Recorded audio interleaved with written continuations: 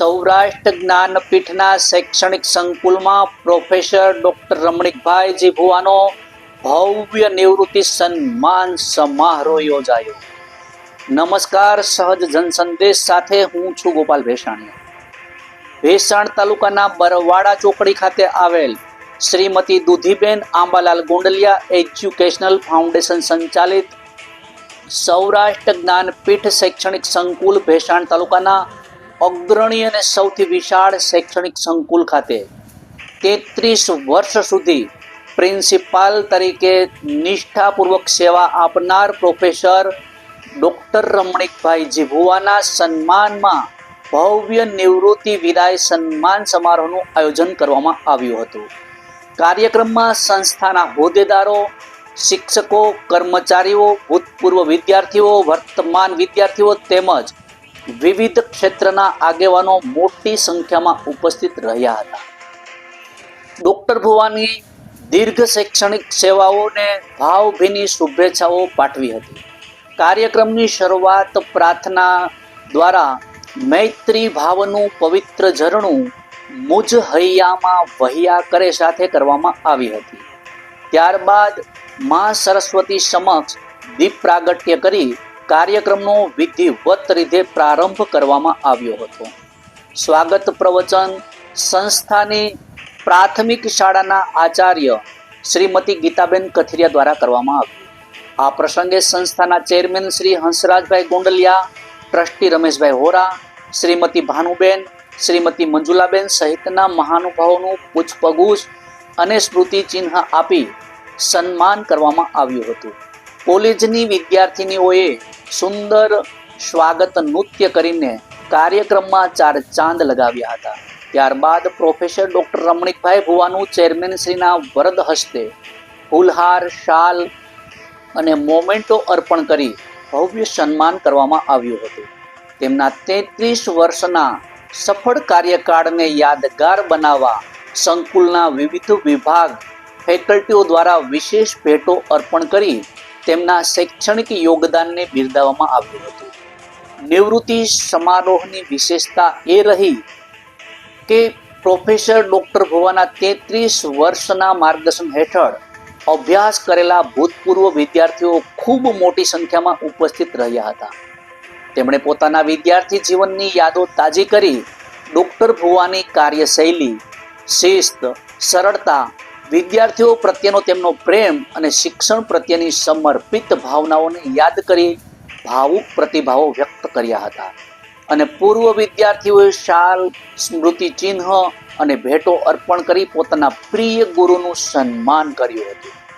આ ઉપરાંત સંસ્થાના પૂર્વ હેડ ક્લાર્ક અને નિયામક શ્રી પરસોત્તમભાઈ ટાંકેચાનું પણ ફૂલહાર અને મોમેન્ટો અર્પણ કરી વિશેષ સન્માન કરવામાં આવ્યું હતું.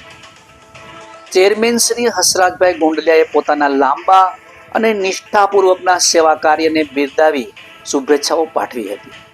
કાર્યક્રમ દરમિયાન પ્રાથમિક, માધ્યમિક, ઉચ્ચતર માધ્યમિક અને કોલેજ વિભાગના શિક્ષકો તથા વિદ્યાર્થીઓએ ડોક્ટર ભુવાના 33 વર્ષના કાર્યકાળ અંગે પોતાના પ્રતિભાવો રજૂ કર્યા હતા. માધ્યમિક અને ઉચ્ચ માધ્યમિક વિભાગના વિદ્યાર્થીઓએ દેશભક્તિ અને સાંસ્કૃતિક રંગોથી રંગાયેલા ભરપૂર સાંસ્કૃતિક કાર્યક્રમો રજૂ કરી ઉપસ્થિત સૌને મંત્રમુગ્ધ કર્યા હતા.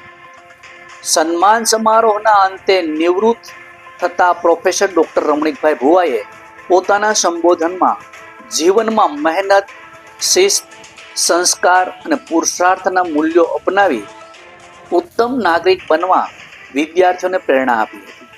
તેમણે સંસ્થાના ચેરમેન, ટ્રસ્ટી, સહકર્મચારીઓ, વિદ્યાર્થીઓ અને ભૂતપૂર્વ વિદ્યાર્થીઓ તેમજ સમગ્ર સંસ્થાનો વર્ષો સુધી મળેલા પ્રેમ, સહકાર અને સન્માન બદલ આભાર વ્યક્ત કર્યો હતો. ભાવુક અને ગૌરવપૂર્ણ વાતાવરણ વચ્ચે યોજાયેલા આ નિવૃત્તિ સન્માન સમારોહ કાર્યક્રમનું સફળ સંચાલન પ્રોફેસર હરેશભાઈ કાવાણી દ્વારા કરવામાં આવ્યું હતું અને કાર્યક્રમના અંતે તમામ લોકોને સાથે સમૂહ ભોજન લઈ કાર્યક્રમની પૂર્ણાહુતિ કરવામાં આવી હતી. સૌરાષ્ટ્ર જ્ઞાનપીઠ શૈક્ષણિક સંકુલના ઇતિહાસમાં એક યાદગાર પ્રસંગ બની રહ્યો હતો. રિપોર્ટર મુકેશ ભેસાણીયા, સહજ જન સંદેશ ન્યૂઝ, ભેસાણ. સાહેબ, આજના દિવસે આપની જે જ્ઞાનપીઠ કોલેજ આવેલી છે તેમાં 2 પ્રોફેસર એમનો જે વિદાય સમારંભ હતો એના કાર્યક્રમ વિશે આપ શું કહેશો?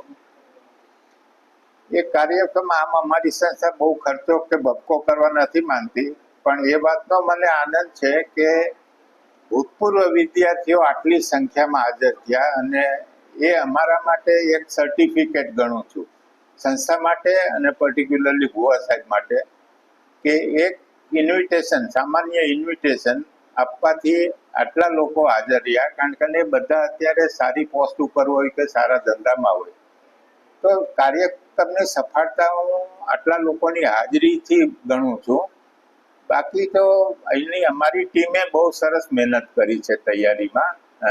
વગાસિયા સાહેબ છે, પછી ગોસ્વામી સાહેબ છે, ને બધો સ્ટાફ ઇનોલ, ટોટલ ટીમ. એટલે હું એઝ એ મેનેજમેન્ટ પરથી બહુ ખુશ છું કે આજનો કાર્યક્રમ સરસ ગયો. આજે અમારા પ્રિન્સિપાલ શ્રી ડૉક્ટર આરજી ભુવા સાહેબના નિવૃત્તિ સન્માન સમારોહમાં ખૂબ મોટી સંખ્યામાં વિદ્યાર્થીઓ આવ્યા અને એક ભવ્ય કાર્યક્રમનું આયોજન થયું. પણ મારે જે ખાસ વાત કરવી છે કે આ સંસ્થાનું 34 વર્ષ પહેલાં જ્યારે પાયો નખાણો, આર્થિક રીતે અને શૈક્ષણિક પછાત એવા આ વિસ્તારની અંદર દીકરીઓને તો ઠીક, પણ દીકરાઓને પણ શિક્ષણ લેવાની મુશ્કેલી પડે એવો આ વિસ્તાર હતો. એવા સમયે આ ક્ષેત્રમાં આ સરસ મજાનું 20 વીઘાનું કેમ્પસ ઊભું થયું અને એ કેમ્પસની અંદર હજારો દીકરીઓએ શિક્ષણ લીધું અને ગૌરવભેર રીતે એ શિક્ષણ લઈને આજે અનેક દીકરીઓ પગભર થઈ છે. સામાન્ય રીતે શિક્ષણની વાત આવે ત્યારે કન્યા કેળવણીની વાત બહુ મોટા પાયે થતી હોય, પણ હું એમ કહું ને કે સાચા અર્થમાં કન્યા કેળવણીનો પાયો અહીંયા 33 વર્ષ પહેલા નખાણો અને મોટી સંખ્યામાં આ પંથકની દીકરીઓ એ અભ્યાસ કરી ગઈ.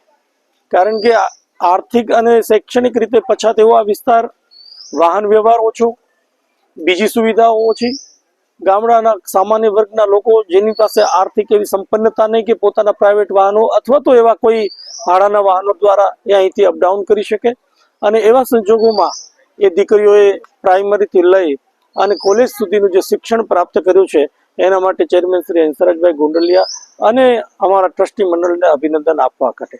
33 વર્ષ દરમિયાન આપને હું જણાવું તો લગભગ 60 થી 65% કન્યા કેળવણી આપવાનો અવસર અમને મળ્યો. પણ મજાની વાત એ છે અને ગૌરવની વાત એ છે કે આ 33 વર્ષ દરમિયાન હજારો દીકરીઓ અહીંયાથી શિક્ષણ પ્રાપ્ત કરીને ગઈ.